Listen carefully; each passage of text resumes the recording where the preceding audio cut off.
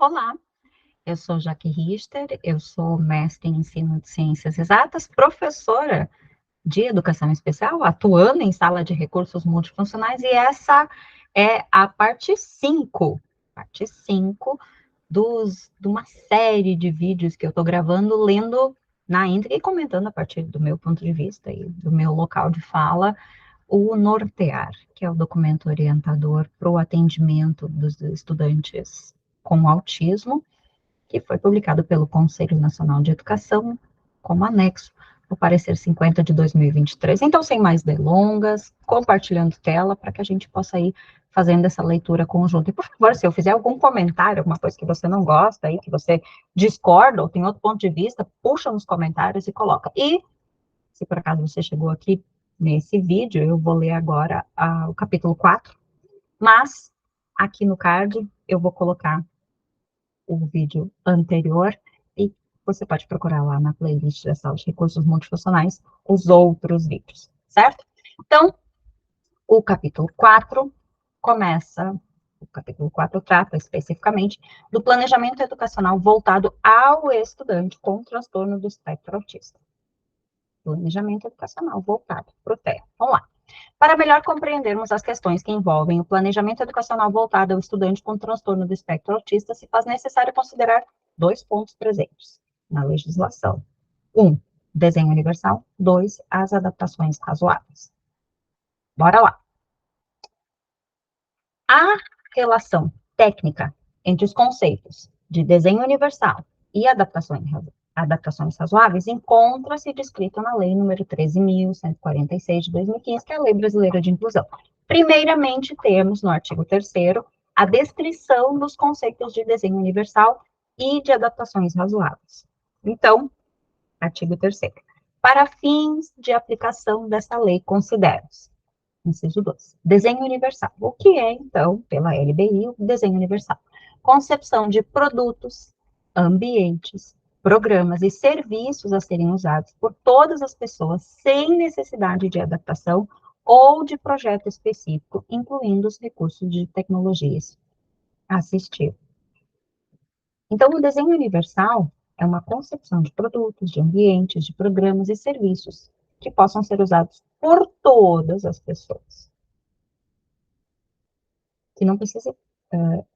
Ele é universal porque todo mundo pode usar sem mexer em nada. Já as adaptações razoáveis são adaptações, modificações e ajustes necessários e adequados que não acarretam ônus desproporcional e indevido, quando requeridos em cada caso, a fim de assegurar que a pessoa com deficiência possa gozar ou exercer em igualdade de condições e oportunidades com as demais pessoas todos os direitos e liberdades fundamentais. As adaptações razoáveis, muitas vezes, o desenho universal, e no decorrer do texto eles vão trazer isso, né? Mas o desenho universal é muito interessante como um contexto, e eu acho que é mais conhecido como um contexto de arquitetura mesmo, né? Onde você vai construir um prédio, você já faz ele com acesso de rampa, você já coloca elevador, para que todas as pessoas, independente da idade, enfim, todo mundo, independente de ser deficiente ou não, possa fazer uso daquele espaço, né? Muitos lugares hoje já estão fazendo os banheiros, né? Os banheiros como um desenho universal. Não é mais o banheiro adaptado e o banheiro normal. O banheiro é um banheiro que todos, independente da condição, possam fazer uso. E, dentro do ambiente de escola, muitas escolas, quando essas leis foram surgindo, as escolas já haviam sido construídas, já existia escadaria, e poucas escolas vão ter condições financeiras para colocar um elevador, né, gente? Sejamos realistas. A gente não consegue, muitas vezes, uma iluminação adequada nas salas de aula, o que dirá elevador. Tem escola que a lâmpada queima e a escola está com pouco dinheiro para comprar lâmpada. Então, imagina se a escola vai ter dinheiro para colocar elevador, né? Então, muitas vezes se faz a adaptação razoável, que é realmente fazer uma rampa de madeira ali do ladinho da escola, que é tirar uma esvaziar uma sala que ficava ali no corredor, que daqui a pouco era a secretaria ou biblioteca, e transformar numa sala de aula que fique mais acessível se tiver algum cadeirante, algum tipo de deficiência. Então, muitas vezes, as adaptações razoáveis são feitas nesse sentido, né? Por isso que elas são razoáveis. Não é totalmente acessível para todos, é razoavelmente. Mas vamos continuar. Tô me emocionando, né? Porque eu gosto desse conteúdo. O artigo 55, por sua vez, apresenta uma correlação entre os dois temas a saber. Artigo 55. A concepção e a implantação de projetos que tratem do meio físico, de transporte, de informação e comunicação, inclusive de sistemas e tecnologias da informação e comunicação e de outros serviços, equipamentos e instalações abertos ao público, de uso público ou privado, de uso coletivo, tanto na zona urbana como na rural, devem atender aos princípios do desenho universal, tendo como referência as normas de acessibilidade. O desenho universal será sempre tomado como regra de caráter geral. Nas hipóteses em que comprovadamente o desenho universal não possa ser empreendido, deve ser adotada a adaptação razoável. Caberá ao poder público promover a inclusão de conteúdos temáticos referentes ao desenho universal nas diretrizes curriculares da educação profissional e tecnológica do ensino superior e na formação das carreiras de Estado, né? Para que as pessoas possam, quem trabalha, quem aprova, né, possa realmente saber o que é. Os programas, os projetos e as linhas de pesquisa a serem desenvolvidos com o apoio de organismos públicos de auxílio à pesquisa e de agências de fomento deverão incluir temas voltados para o desenho universal. Então, programa, projeto e linha de pesquisa, desenho universal. Desde a etapa de concepção, as políticas públicas deverão considerar a adoção do desenho universal. Tá. Quando eu li isso aqui, aquela vez na LBI, me pareceu muito assim, arquitetura, planejamento urbanístico, tá? Mas aí vem a concepção de desenho universal da aprendizagem que a gente vai entrar agora, tá? Quanto ao conceito de desenho universal, DU, este é oriundo da arquitetura e foi pensado para proporcionar ambientes acessíveis a toda a população. Ok. Destaque-se que esse conceito foi pensado inicialmente com foco em possibilitar a acessibilidade de pessoas em diversos contextos de estrutura física. Posteriormente, esses princípios passaram a ser aplicados em outros campos do conhecimento. Para a educação, o termo adotado nos Estados Unidos da América é Universal Design for Learning, UDL.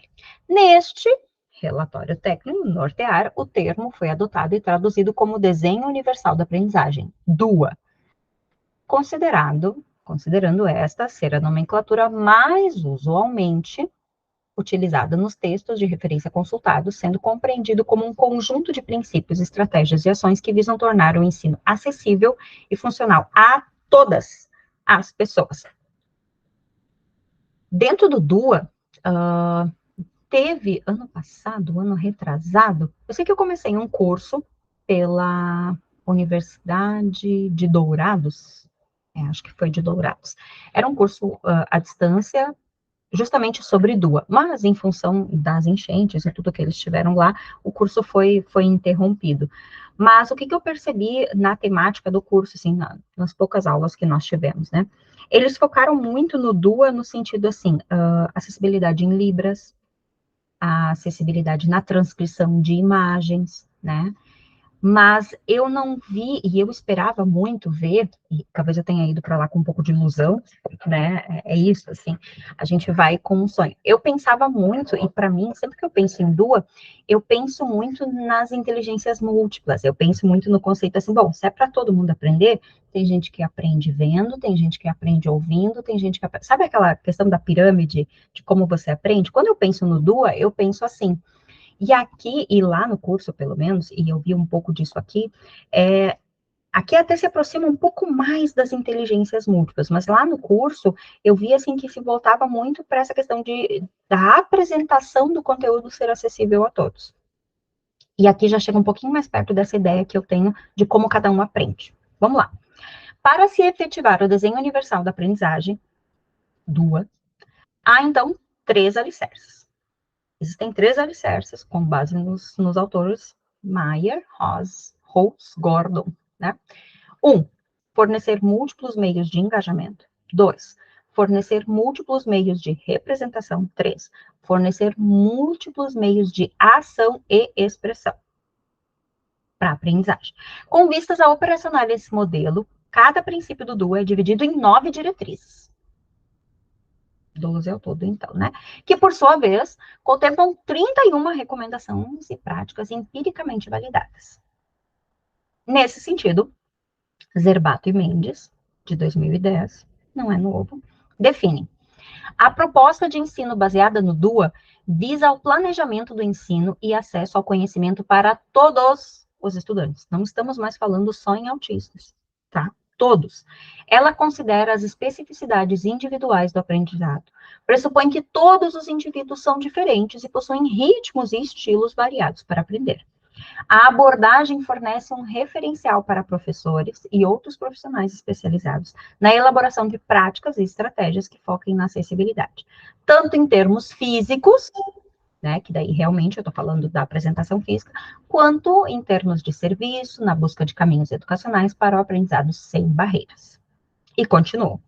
Assim, ao contrário de se pensar nas práticas usuais de adaptação curricular, ou em alguma atividade específica para determinados estudantes, público-alvo da educação especial, planejam-se formas diferenciadas e variadas de se ensinar o currículo para todos os estudantes. Alves Ribeiro Simões, né? Ao elaborar materiais para o aprendizado de conteúdos curriculares, tendo em vista os estudantes público-alvo da educação especial, por exemplo, tal recurso normalmente é pensado como de uso exclusivo de um estudante específico. Na perspectiva do DUA, a proposta é a construção de práticas universais, disponibilizando o mesmo material para todos os estudantes, como forma de contribuir para o aprendizado de outros estudantes. Então, quando a gente pensa em DUA, a adaptação não é mais feita assim, a uma atividade adaptada para aquele um estudante específico. No DUA, a aula é pensada com adaptações que façam com que todos os estudantes possam alcançar, porque muitas vezes, e no conselho de classe, os meus colegas professores do ensino regular muitas vezes falam isso, né? O estudante que mais tem dificuldade da sala não é necessariamente o estudante público-alvo da educação especial. Porque o público-alvo da educação especial, como já tem professor da sala de recursos, que muitas vezes retoma o conteúdo com ele, que explica de uma forma diferente, ele muitas vezes já tem uma tabela pitagórica para matemática, uma ficha do alfabeto, quando está no processo de leitura e escrita, ele tem um recurso adicional, ele tem um apoio. E muitas vezes é o outro estudante, que não tem apoio nenhum, que está penando. E ele não tem laudo, ele não é acompanhado na educação especial. Então, no DUA, a gente minimiza isso. Claro, o DUA é um desafio porque o professor precisa se reinventar. Pensar uma aula para todos, cara, não é fácil. Não é. Não é. E não é mesmo. Estudos de revisão publicados em periódicos internacionais sugerem que as estratégias de ensino que adotam os princípios norteadores do DUA têm se mostrado eficazes. Os pesquisadores, no entanto, ressaltam para a necessidade de identificar modelos mais precisos para avaliar a efetividade. Ou seja, é eficaz, mas, né, como tu vai avaliar essa eficácia? Considerando as 31 práticas e recomendações descritas no modelo. Assim, a proposta do desenho universal de aprendizagem é um ponto de partida essencial quando falamos sobre educação inclusiva e sua utilização, especialmente no âmbito da sala de aula comum. Possibilita transformações significativas nas dinâmicas escolares e nas perspectivas da equipe escolar envolvida ao considerarmos que todos são convidados a refletir sobre as possibilidades de inclusão dos mais diversos público-alvo da educação especial. No âmbito das adaptações razoáveis, podemos mencionar os critérios apresentados no parecer, que é o comentário geral número 4 de 2016, elaborado pelo Comitê de Monitoramento da Convenção sobre os Direitos da Pessoa com Deficiência da Organização das Nações Unidas. Outra coisa que eu não li ainda e que eu vou ter que começar a ler. Esses comentários aí sempre me passaram batidos. Nunca fui atrás disso.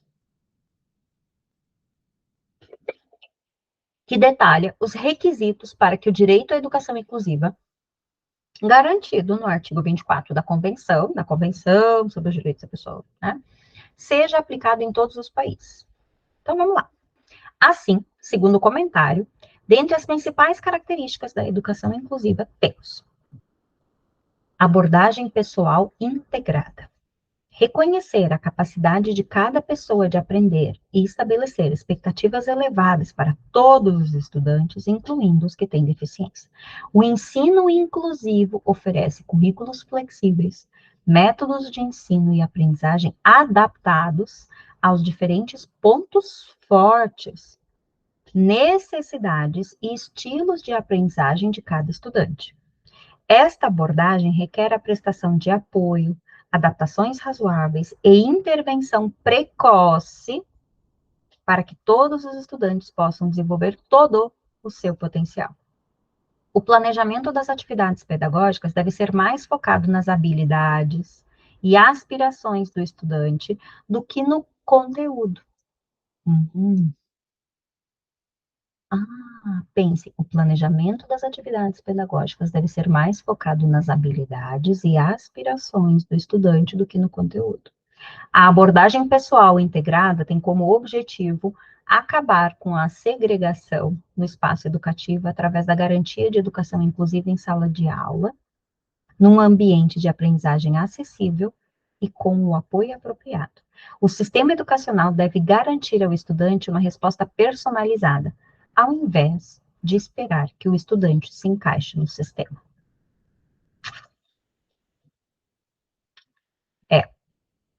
As expectativas elevadas são interessantes, porque se tem um contexto geral de passar a régua por baixo, né? E a minha pergunta é, quem vai identificar os estilos de aprendizagem de cada estudante? Sabe? Quem? Educação especial? Professor da sala regular? Orientação educacional? Coordenação pedagógica? Não sei. O comentário número 4 indica ainda como compreender o conceito de razoabilidade, conforme o artigo. Em conformidade com o parágrafo 2c do artigo 24 da Convenção, os Estados-partes devem oferecer adaptações razoáveis que permitam que cada estudante, individualmente, tenha acesso à educação em igualdade de condições com outras pessoas. A razoabilidade é entendida como resultado do exame do contexto que envolve uma análise da relevância e da efetividade das adaptações, e o objetivo esperado de combater a discriminação. A disponibilidade de recursos e implicações financeiras devem ser levadas em conta no caso de adaptações muito dispendiosas. O dever de fornecer adaptações razoáveis é obrigatório a partir do momento em que são solicitadas. Como elas são solicitadas?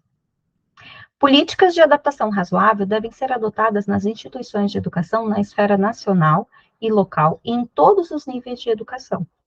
A oferta de uma adaptação razoável deve ser considerada à luz da obrigação geral de desenvolver um sistema educacional inclusivo, maximizando o uso dos recursos existentes e desenvolvendo novos. O uso da falta de recursos e crises financeiras como justificativas para a falta de avanço em direção à educação inclusiva viola o artigo 24. E continua. 25. A definição de proporcionalidade variará necessariamente de acordo com o contexto. A disponibilidade de adaptações deve ser considerada com relação a um conjunto maior de recursos educacionais disponíveis no sistema educacional e não limitada aos recursos disponíveis na instituição acadêmica em questão. A gente pensa no sistema. A transferência de recursos dentro do sistema deve ser possibilitada. Não existe uma fórmula única para adaptação razoável e diferentes estudantes com a mesma deficiência podem exigir adaptações diferentes.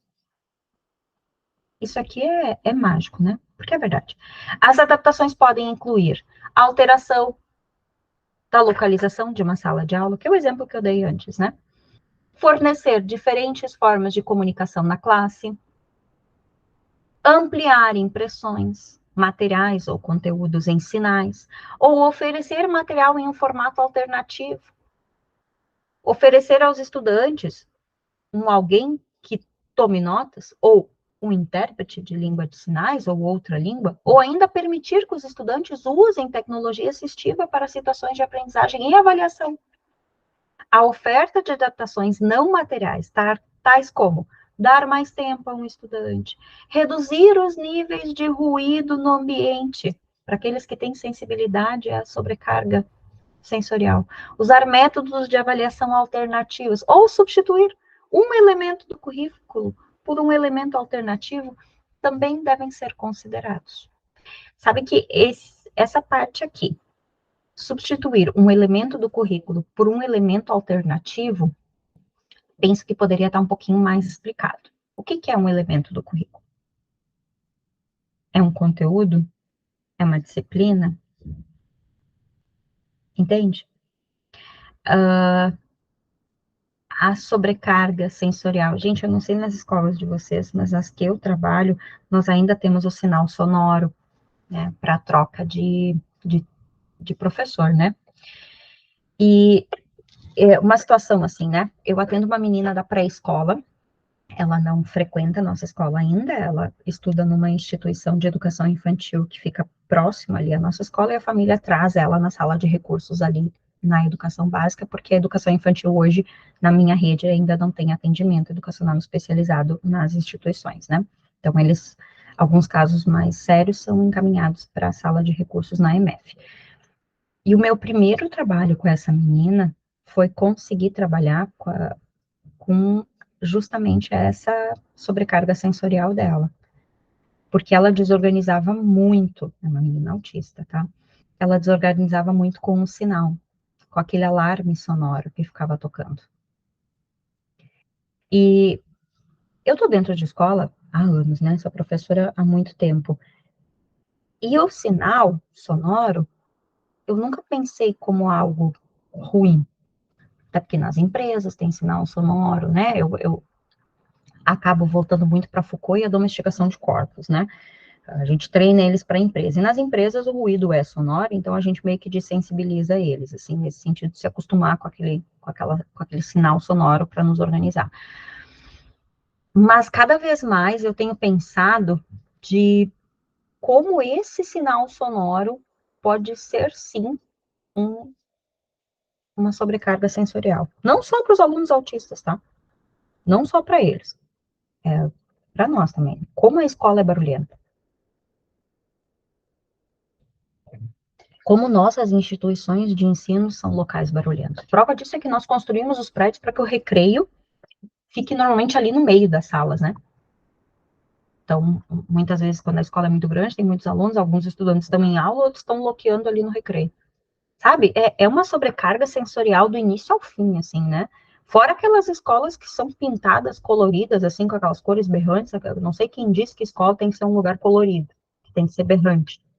Fora que muitas vezes as salas de aula são poluídas de cartazes.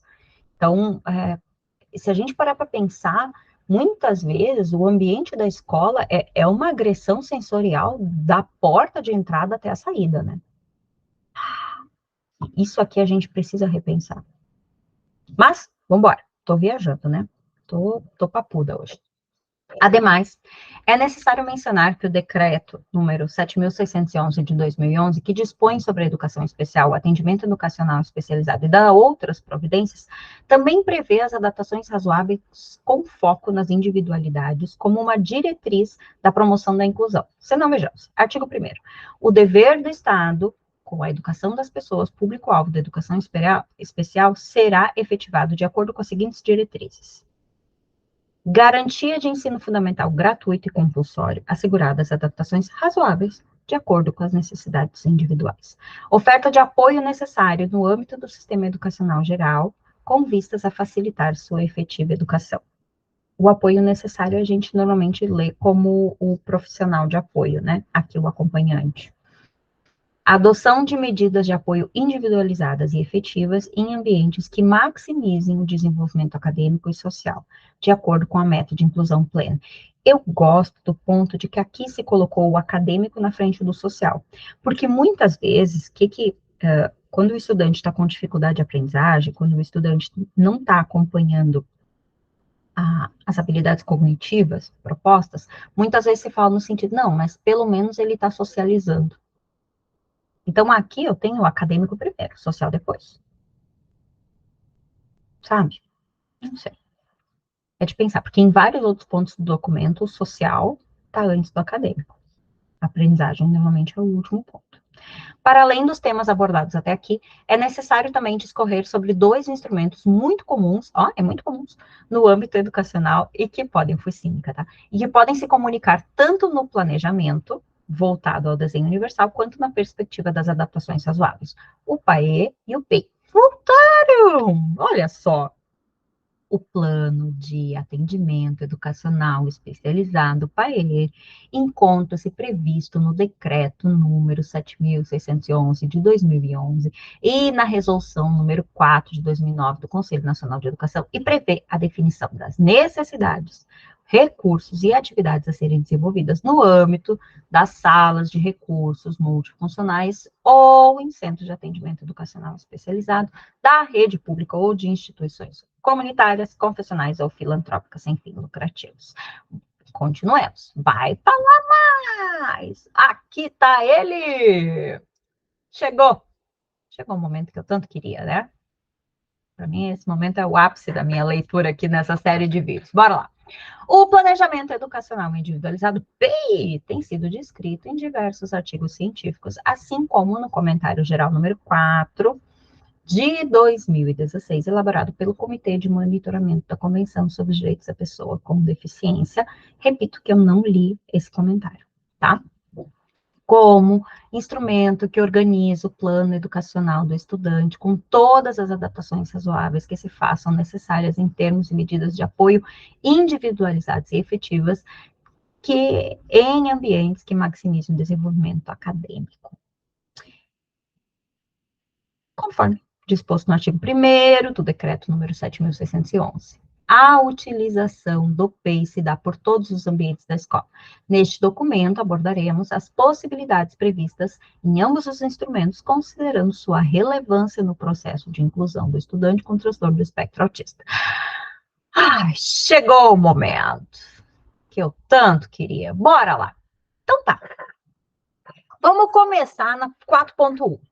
Sobre o estudo de caso, a avaliação do estudante com transtorno do espectro autista. Vamos embora? A avaliação do estudante com transtorno do espectro autista deverá seguir as diretrizes definidas na Lei Brasileira de Inclusão, que determinam que seja realizada uma avaliação biopsicossocial. Tá.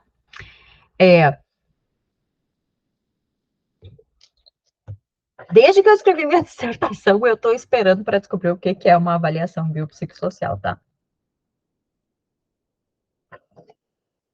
Mas vamos lá, vamos lá.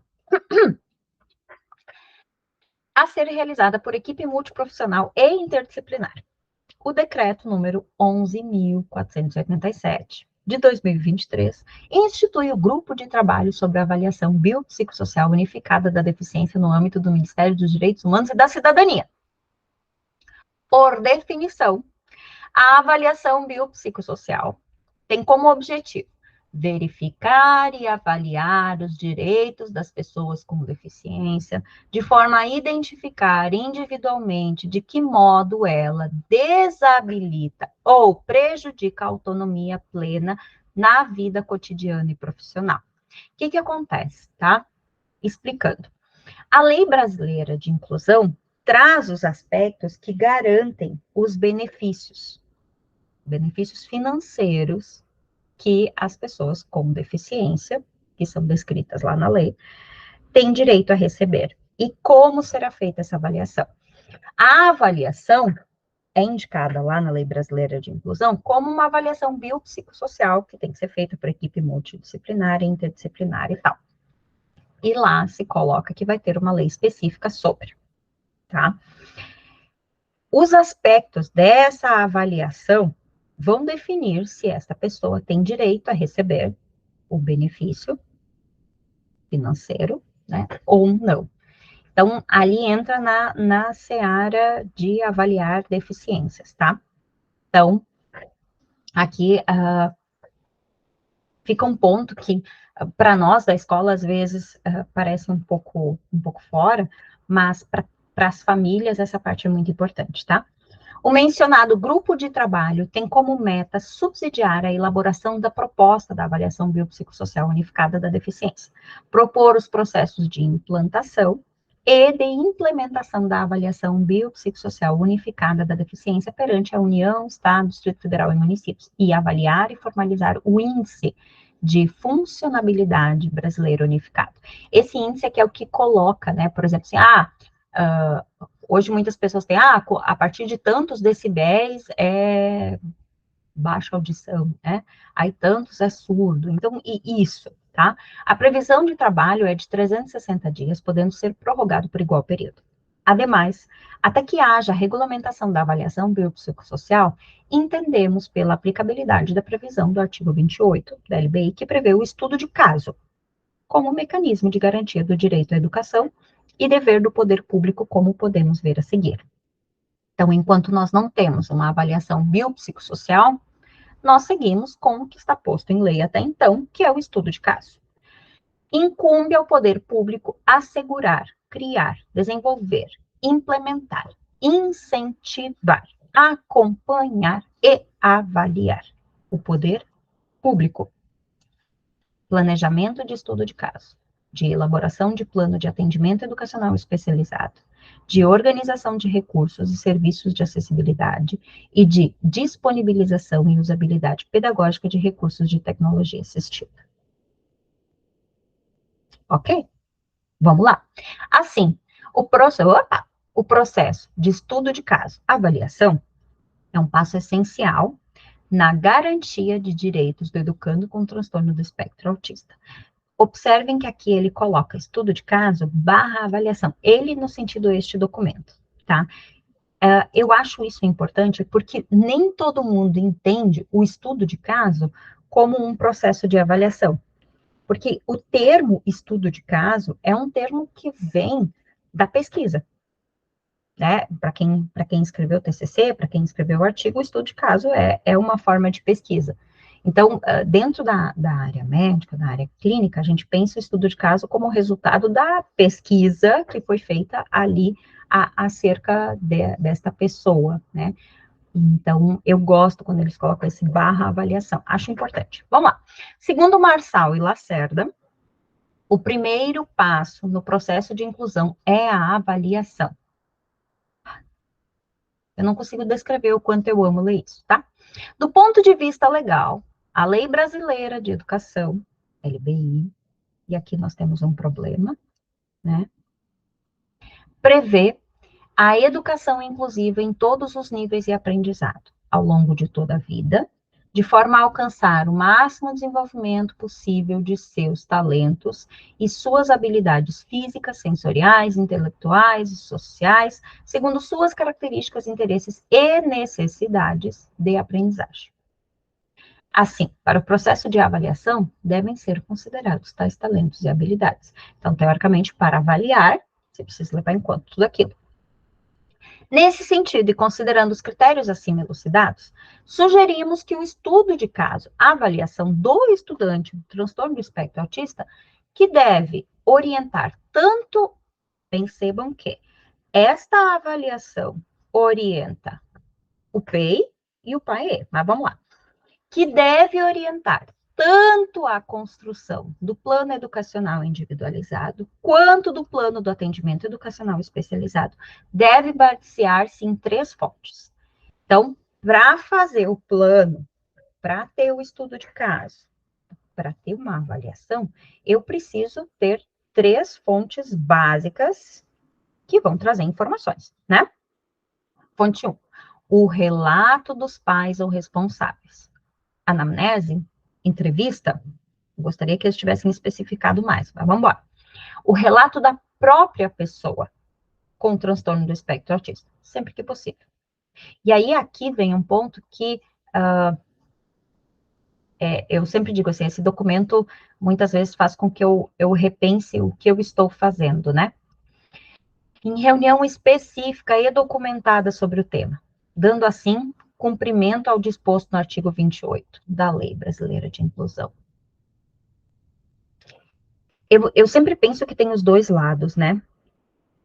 Quando eu vou fazer uma reunião específica e documentada, essa reunião tem que ter testemunhas e tem que ser registrada, certo? E muitas vezes, quando eu faço anamnese, quando eu faço a entrevista inicial com os estudantes, e aí eu estou pensando dentro da minha sala de recursos, né? Eu lá no meu mundinho, e talvez eu esteja fazendo errado. Eu tento ser o mais intimista e empática possível, porque eu quero que esse estudante seja o mais sincero possível comigo. E aí, quando eu faço uma reunião específica e documentada, muitas vezes eu trago um aspecto formal que vai tirar um pouquinho esse nosso engajamento inicial, sabe? Eu sempre peço para o meu estudante assinar a ficha de anamnese com os dados que eu fui registrando ali, né? Mas eu normalmente fico sozinha com eles e não registro em ata, não faço nenhum outro registro específico. Eu normalmente tenho uma ficha de anamnese, eu tenho uma diferente, conforme a idade dos estudantes, né? Tipos de pergunta também diferentes conforme a idade deles. E eu peço para eles assinarem, os que já conseguem assinar, né? Mas talvez, não sei, entende? Porque daí, quando é muito formal, a gente perde um pouco, né? Daquela coisa assim, da empatia, da relação humana que muitas vezes traz informações importantes, né?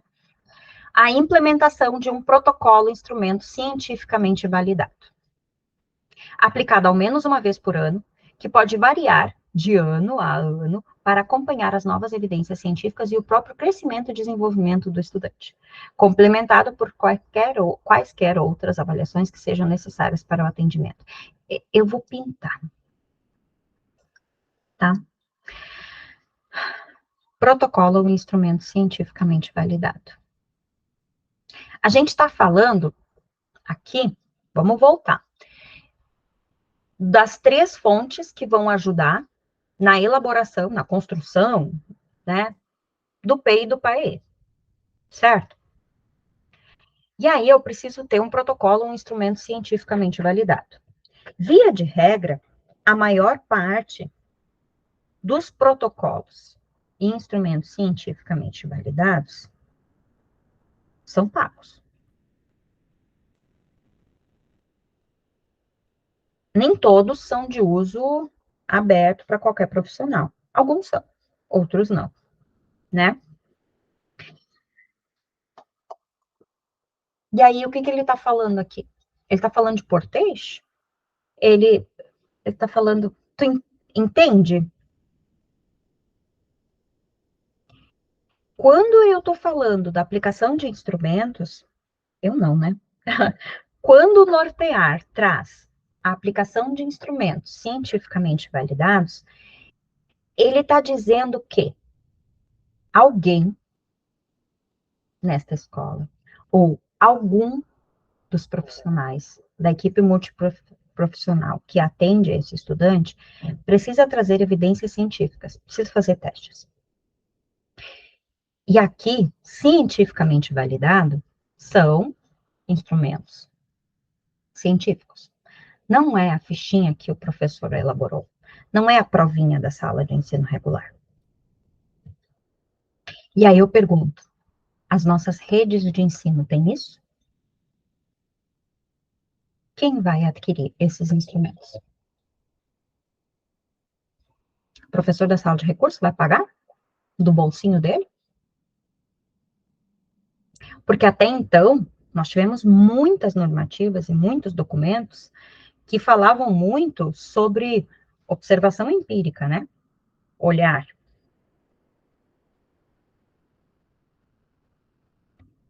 Aí nós tivemos a equipe de trabalho da Montuan, que sempre trouxe a questão que o professor olha para a criança e o professor sabe.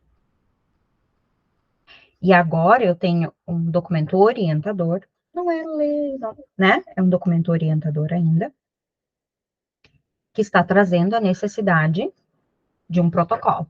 E um protocolo que precisa ser aplicado ao menos uma vez por ano.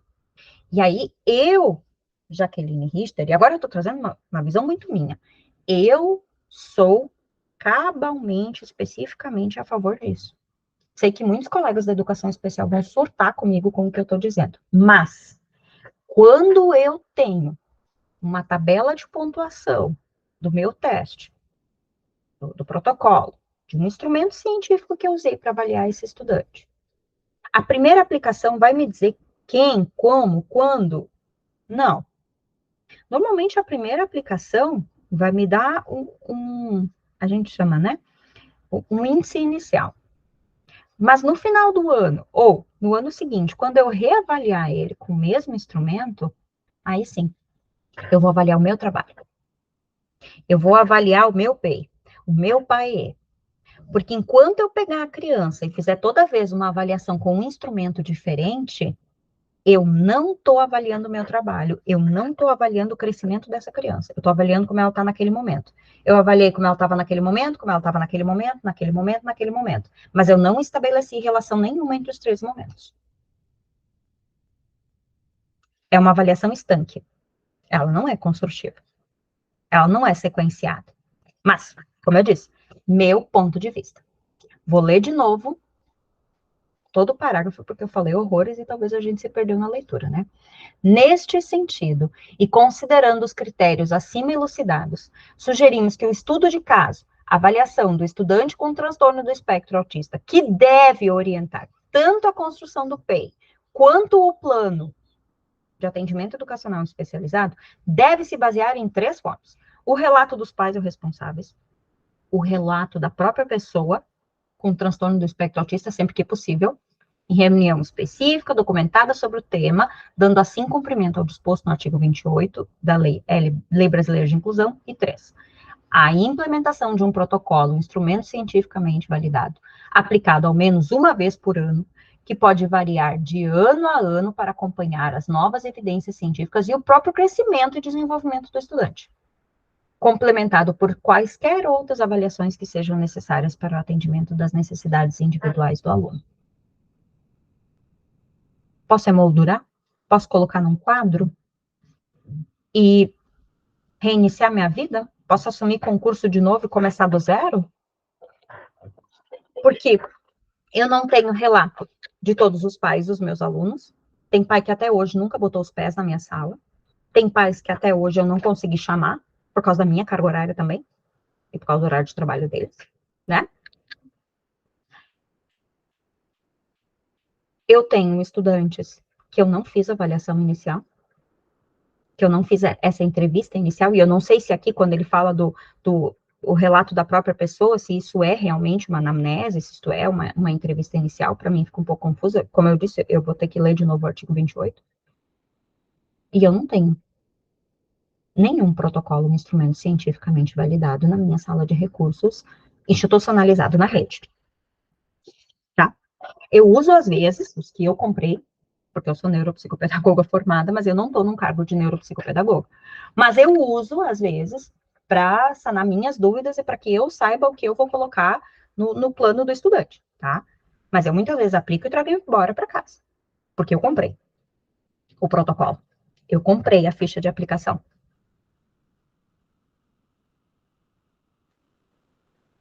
A minha rede não tem. Na sala de recursos, para os estudantes com transtorno do espectro autista, para nenhum outro, um instrumento cientificamente validado. E, na minha pesquisa de mestrado, os professores que participaram da minha pesquisa também não tinham.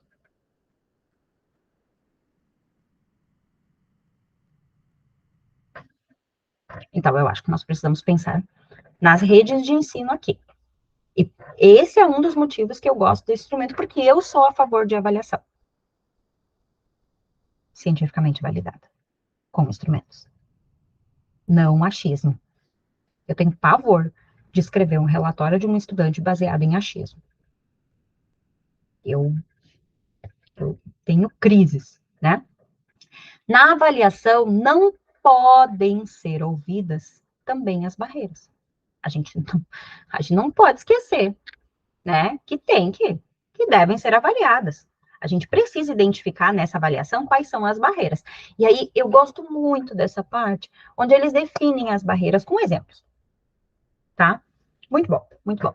Barreiras. Qualquer entrave, obstáculo, atitude ou comportamento que limite ou impeça a participação social da pessoa, bem como o gozo, a fruição e o exercício de seus direitos, a acessibilidade, a liberdade de movimento e de expressão, a comunicação, ao acesso à informação, à compreensão, à circulação com segurança, entre outros, classificadas em.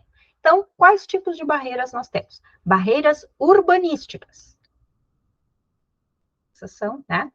As existentes nas vias e nos espaços públicos e privados abertos ao público ou de uso coletivo.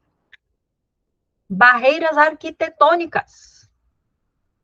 As existentes nos edifícios públicos e privados. Barreiras nos transportes.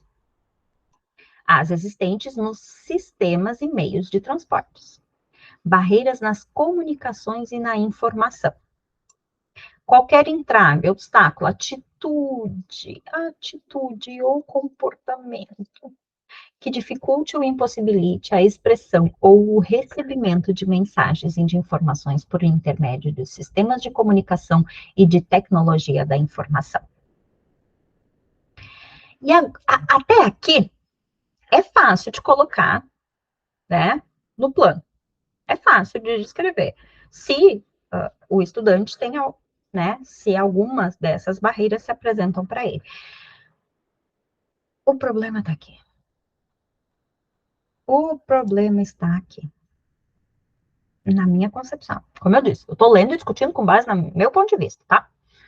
Tem opinião diferente, lê também, grava um vídeo aí ou comenta aqui embaixo, não me importa. Barreiras atitudinais. Atitudes ou comportamentos que impeçam ou prejudiquem a participação social da pessoa com deficiência em igualdade de condições e oportunidades com as demais pessoas. E podem ser atitudes da própria pessoa ou atitudes dos outros, tá? Barreiras tecnológicas, as que dificultam ou impedem o acesso da pessoa com deficiência às tecnologias.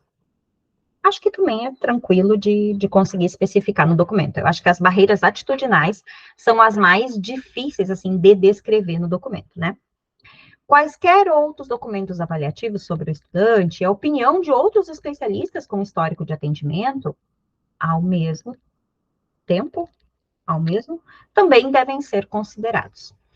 Tais como equipe multidisciplinar, avaliações escolares anteriores, que compõem a historicidade da vida escolar do indivíduo. As fontes de avaliação apresentadas devem abarcar os domínios fundamentais das habilidades do aprendiz, habilidades desenvolvimentais e habilidades acadêmicas. E aí, quando traz esse conjunto de 3 habilidades, tá, eles definem o que são elas. E por isso que eu gosto desse documento, porque ele é bem plano de aula, assim, bem, né, bem didático. O que são as habilidades do aprendiz? Então, qualquer tipo de avaliação que for anexada junto precisa ter habilidade do aprendiz, habilidade desenvolvimental ou habilidade acadêmica. O que são as habilidades do aprendiz? São aquelas que criam a disponibilidade para o ensino de outras habilidades mais complexas, que normalmente são aprendidas em contexto escolar, sem a necessidade de ensino programado. Possibilitar ao indivíduo o desenvolvimento das habilidades de aprendiz envolve o ensino de habilidades como entrar na escola, dirigir-se à sala de aula após o sinal, sentar, esperar, fazer contato visual, olhar para o professor, olhar para o elemento do ambiente indicado pelo professor, como a lousa ou a página de um livro, entre outros, e também o ensino voltado para a redução de comportamentos que podem ser barreiras para a aprendizagem, tais como gritos, comportamentos autolesivos ou heterolesivos, jogar-se no chão, dependência de apoio, entre outros. Eu amo quando eles trazem exemplos, porque nem todo mundo vive com, ou já tem hoje na sua escola, ou convive com crianças com autismo. Então, quando traz exemplo, fica mais fácil de entender, tá? Habilidades desenvolvimentais, que não é bonito, né? Desenvolvimentais. Vamos lá. São todas aquelas que normalmente não precisamos ensinar explicitamente para pessoas com desenvolvimento típico.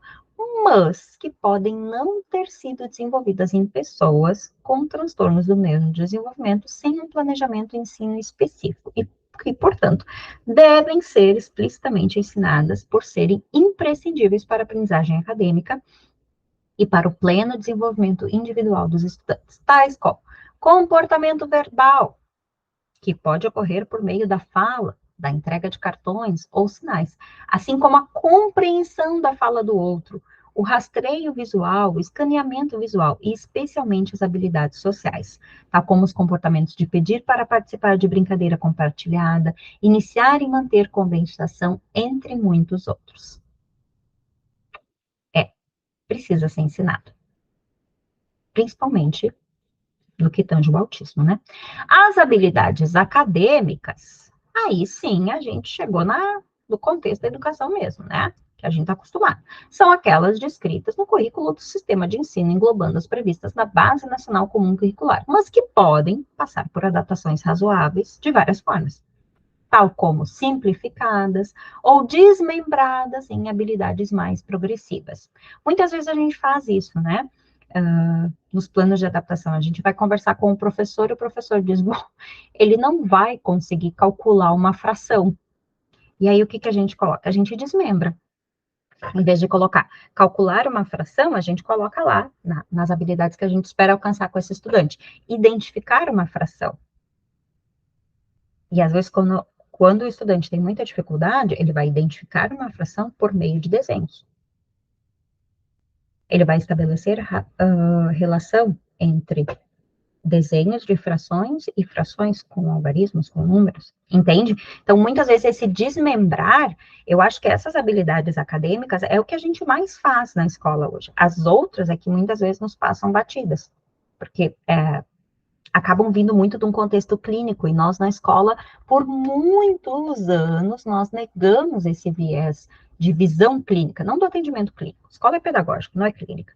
Mas essa visão do que precisa ser feito, a clínica tem muito clara e muito construída, e nós na escola não. Nós fugimos disso por muito tempo.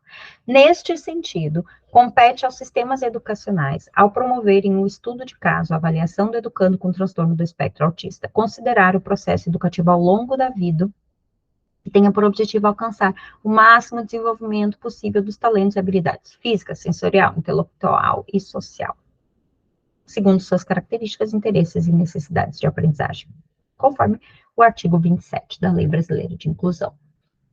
Eita, nós. Vamos lá. Protocolo de conduta. O protocolo de conduta, tá?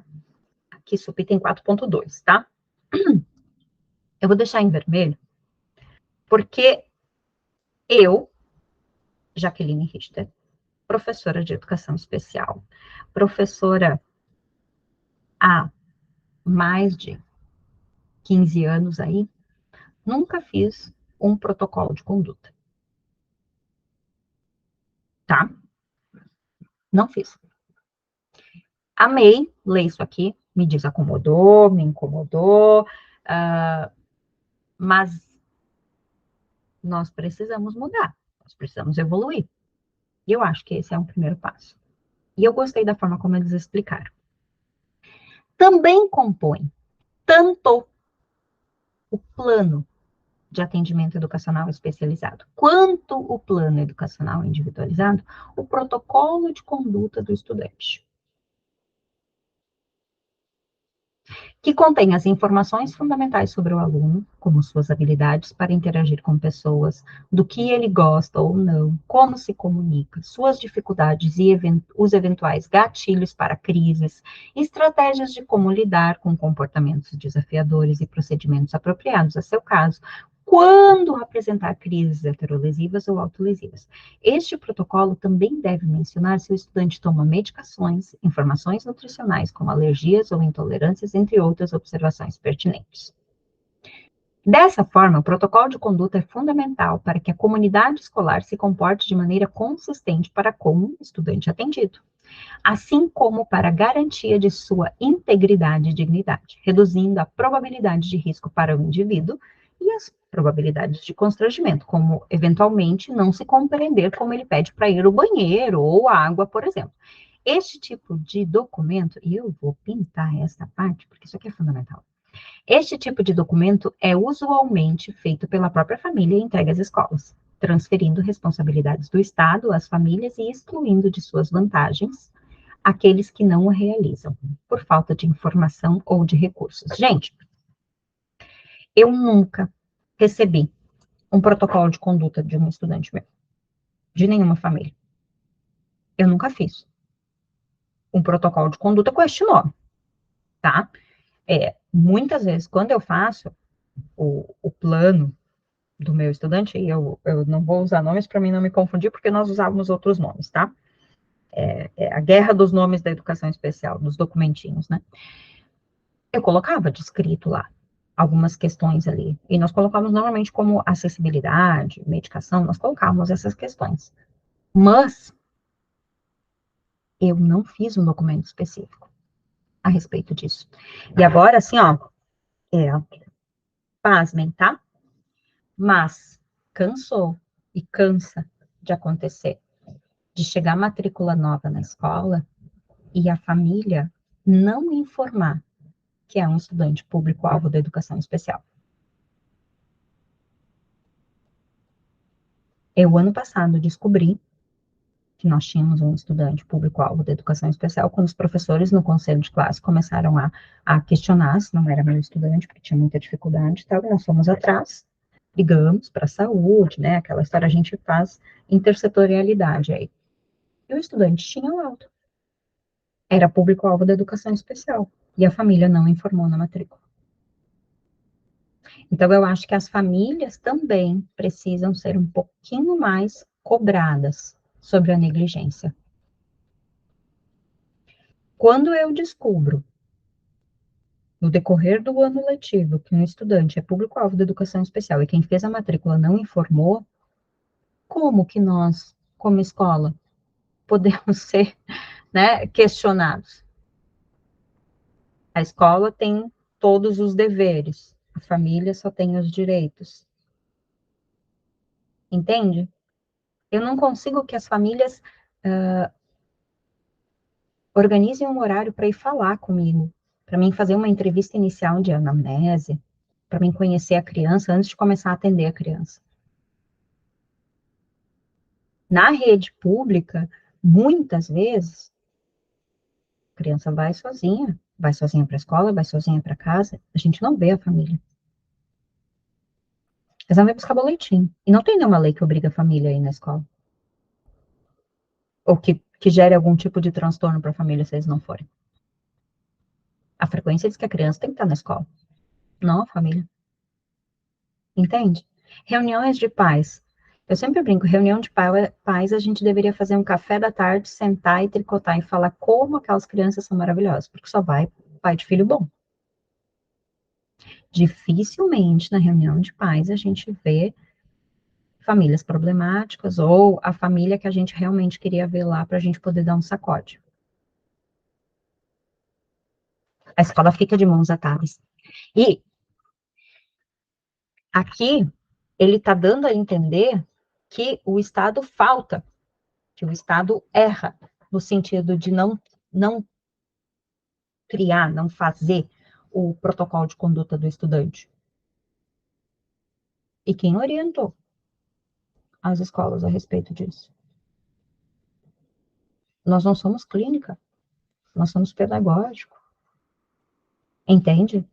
Talvez o viés clínico tenha isso muito claro e muito construído, mas nós, enquanto escola, não. Por isso, e talvez muitos colegas vão achar esse documento ruim, eu acho esse documento ótimo. Eu acho Nortear incrível, porque ele nos faz perceber o quanto nós, escola, quanto nós, do atendimento pedagógico, estamos longe, anos-luz distantes, do pessoal do atendimento clínico. No quesito documentação, organização, estrutura, linguagem. Entende?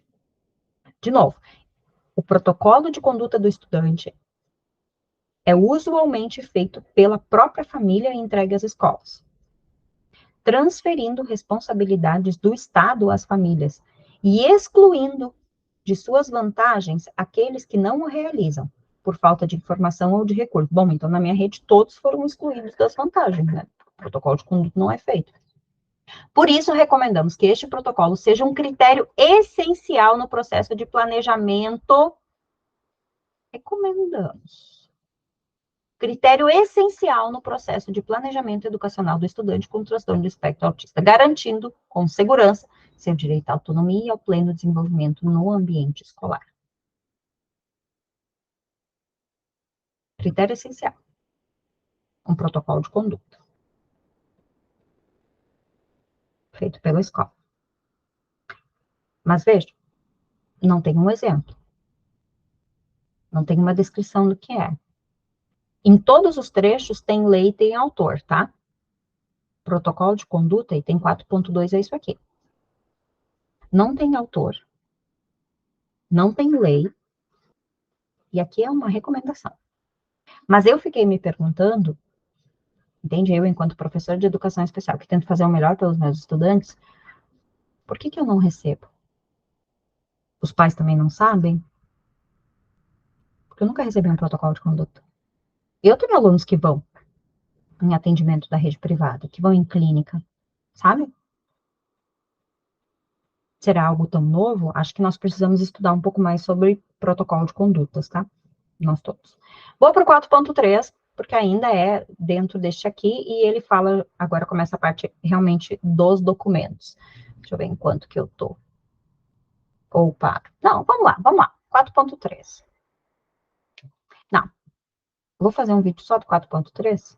Vou fazer um vídeo só do 4.3. Desculpa essa parte final que eu fiquei bloqueando, mas aqui daí eu posso colocar especificamente num vídeo só essa parte aqui, porque aqui entra bastante legislação, e o 4.3 e o 4.4 são pequenos, tá? Não são muito grandes, mas eles vão trazer especificamente essa documentação que o professor do ensino regular e o professor da sala de recursos precisam fazer, e eles trazem alguns comparativos legais, assim, que eu acho que vale a pena deixar num vídeo só. Sei que esse vídeo ficou mais curto que os outros, mas bora lá, né? Então, na parte 6, nós entramos direto nessa documentação. Mas, volto e digo, em todo nortear, tem lei, tem autor, tem citação. Os 3 parágrafos sobre o protocolo de conduta, não tem. Então, acho que precisamos pressionar um pouquinho para que a gente tenha mais documentos norteadores, já que é um nortear, né, a respeito do protocolo de conduta. E nós, enquanto rede de ensino, daqui a pouco pensarmos nesse tipo de documento também. Porque ele traz uma recomendação para que seja um critério essencial nos casos de autismo, né? Mas não traz modelo, não traz exemplo, não traz o que tem que ter, então isso indica que deve ser algo fundamentado já, amplamente conhecido. Eu gostaria que esse capítulo tivesse sido maior, tá? Então, se alguém aí do grupo de estudos me ouvir, vamos ampliar o capítulo do 4.2, né? O subcapítulo 4.2 que fala sobre o protocolo de conduta. Bom, sigo aí com os vídeos, muito obrigada, desculpa a enrolação aqui no final, mas mexe comigo.